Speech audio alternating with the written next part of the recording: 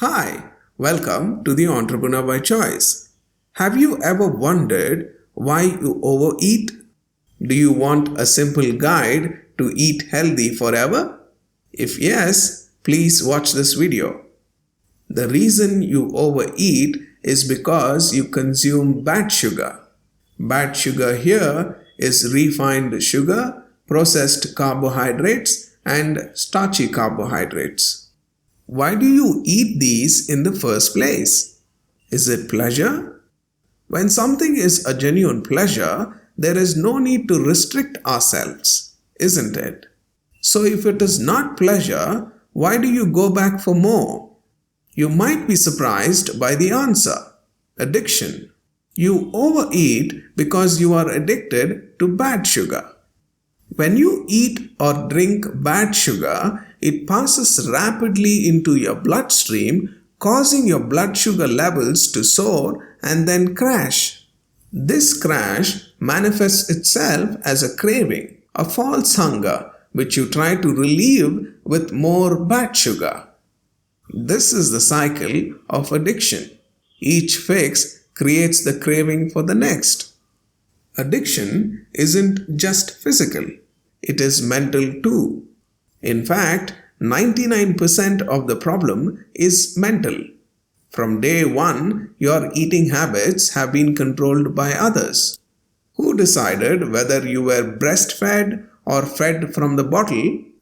Who decided it was time to wean you onto solids and what solids to give you? Who brought the groceries when you were growing up? Who chose what you could have for breakfast? Who drew up the school lunch menu? Who planned and cooked the evening meal? Even as an adult, your options would have been controlled by others.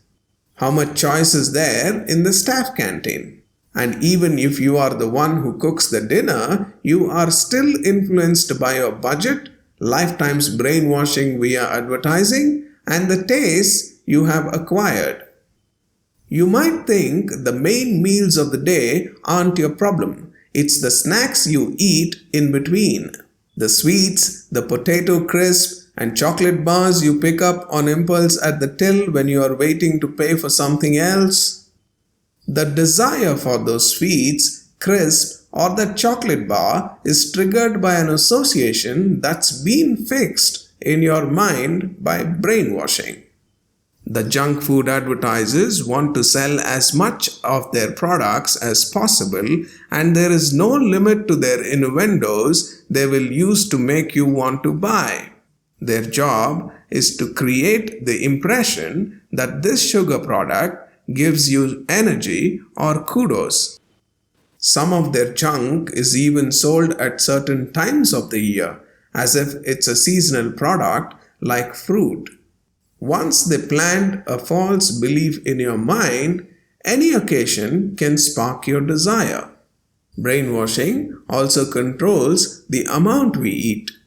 In most cultures, we are expected to eat any food that somebody else has prepared for us and to leave nothing behind. Otherwise, it is deemed impolite. But who actually decides how much they put on the plate in the first place? If you are the one doing the serving, don't you tend to put more on the plate than you might consider sufficient because you don't wish to appear mean? All these eating habits are the result of parental influence and brainwashing. Parents cultivate these habits because they themselves have been conditioned in the same way. It is a culture of brainwashing that has become so established that we can't see through it unless it is pointed out to us. The foods to avoid, therefore, are the foods that cause a spike in your blood sugar. You can find out what these are by referring to the glycemic index. This is an index of all foods showing the amount by which they raise your blood sugar, and you can easily find it online. In tandem with the GI is another index, the glycemic load, which is calculated on the basis of the proportion of carbohydrate in the food and thereby gives a more accurate indication of the food by which it will raise your blood sugar level. Watermelon, for example, has a high GI of 72 but a low GL of just 4. As a guide, a GL of 0 to 10 is considered low, 11 to 19 medium, and anything over 20 is high. The foods with the lowest GL are best. Most medium to high GL foods should be avoided. Thank you very much.